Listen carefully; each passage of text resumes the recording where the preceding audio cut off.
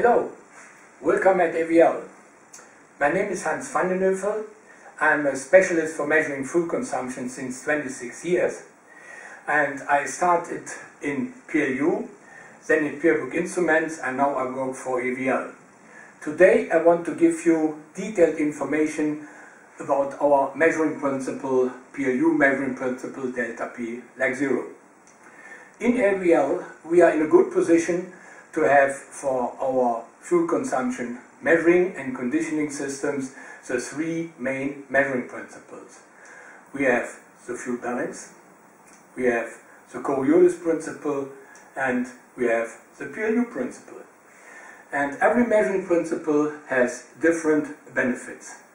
But today I want to explain the benefits of the PLU measuring principle, the servo-controlled positive displacement meter without any pressure drop. But before we start with this principle, let's talk about the limitation of the regular positive displacement meters. The conventional positive displacement meter takes the energy from the fuel flow. That means it's driven on by the fuel flow, and the result is you will have a pressure drop above this meter. And if you have a pressure drop here, then a part of the fuel passes this gear without any counting, and this is a leakage, and this leakage is directly a measuring fault. And this measuring fault is not always the same. It changes if the density, the viscosity or the temperature change. And if the pressure from this side is always higher as from this side, then these gears are always pushed in this direction. And the result of it is you will have a higher wearing effect here in these bearings, because it is only on one point, this wearing effect. And if you have a wearing effect, then you have directly a change in the calibration. And conventional positive displacement meters have a very low turn-down ratio, and you cannot measure many different engines, and therefore you have to look for a principle which has a much higher turn-down ratio. And to do not have all this limitation, you can use the PLU principle. And with the PLU principle, the servo-controlled positive displacement meter, we are measuring the pressure drop in the bypass and gives this information to an electronic, and this electronic will give the information to a servo motor, and the servo motor speed up these gears just so much that the pressure drop above these gears is 0. And if we do not have a pressure drop, we do not influence the engine, and we have a lot of additional benefits. And this I will explain on the next picture. If we do not have a pressure drop here, then there is no reason for the fuel to compare anything, and that means this measuring principle is independent of changing in density, viscosity and in temperature. And here with this piston sensing part in the bypass, we have a light source, we have a piston, and we have a photosensor. And the position of this piston is proportional to the fuel flow.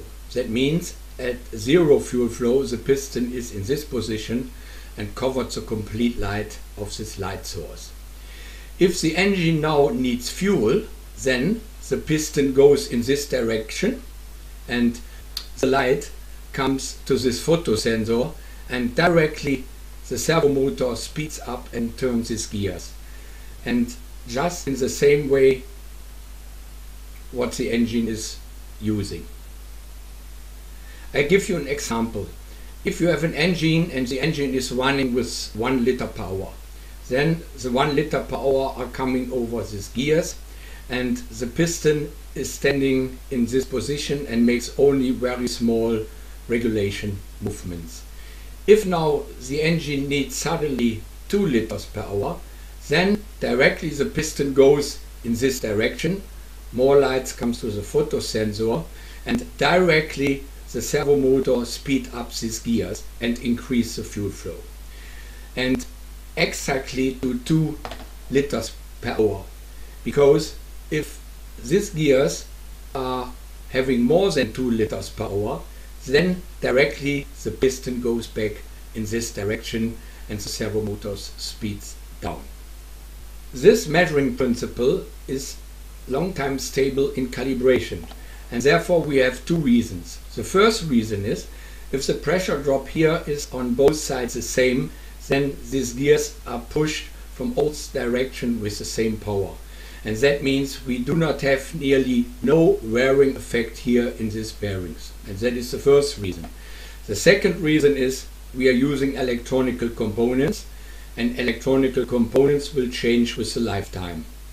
But here in this case, if the capacity of this light source change from 100 to 80%, it will directly integrate it by this piston. That means the piston goes in a new working position, and the same light can come to the photosensor.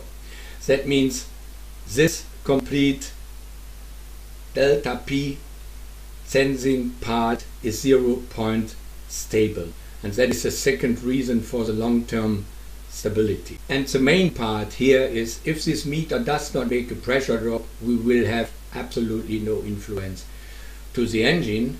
And how we come to the results? Now we can say the RPM of these gears are directly proportional to the fuel flow, and on the same shaft where we have the gears, we have a HP encoder, and here we have a frequency output, and this, how many pulses this meter makes per 1 milliliter, that will be calibrated on our certificated test beds. With the PLU measuring principle we have following benefits. No energy is taken from the fuel flow.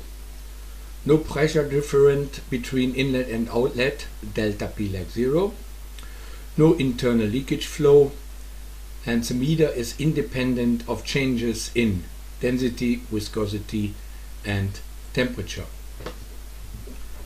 Very important is no influence on the mixture preparation system or to the engine. And we have large measuring ranges with high accuracy and reproducibility, and a turn down ratio up to 1 to 1000. With this principle we have a long-term stability of calibration through nearly no wearing effects. Aging effect of electrical components has no influence to the accuracy, and the complete system is 0 point stable. The accuracy is relating to the measuring value, and we have a high resolution up to 48,000 pulses per cubic centimeter, and this principle is ideal for very small fuel consumption. We start at 0.01 liter per hour. We have a long life cycle. We have meters, they are more than 20 years in the market, and we have a high confidence of the measuring results. We have a right application range. It is for gasoline, diesel and alternative test liquids, alcohol mixtures, and some meters can measure up to 100% methanol and ethanol. This shows a typical calibration report of a PLU flow meter, and very important, this protocol shows that it is traceable to national standards. And what we do is we calibrate from the highest flow point to the lowest flow point. We look for the real pulses for 1 milliliter. And this shows the average KD factor, and you see the individual calibration factors. This makes a curve, and this is a systematical error of the meter and will not change over the lifetime. And if you use it in an electronics, then you work with the according calibration factor, and then we do a linearization and bring every calibration point to the 0 line here. This shows our calibration area for our flow meters and systems, and at this calibration rigs, we are looking for the systematical and for the non-systematical errors of the flow meters. And very important that every values are traceable to national standards. We have excellent laboratory conditions with temperature and humidity control. And every meter and system got its own calibration report. The PLU measuring technology, delta P like 0, is used for following applications.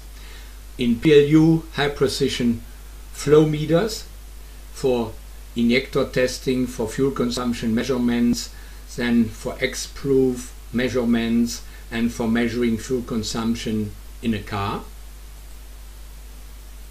And it is used in AVL high precision fuel consumption measuring systems for measuring fuel consumption in the vehicle, for measuring fuel consumption on an engine testbed including temperature control, and for measuring fuel consumption at off-road engines like chainsaws.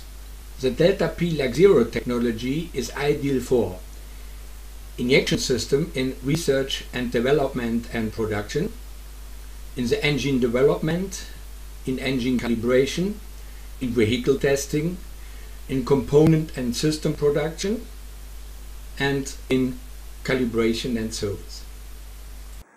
Now we are at the end of the presentation. Thank you for your attention, and we hope we see you again at AVL. Thank you and goodbye.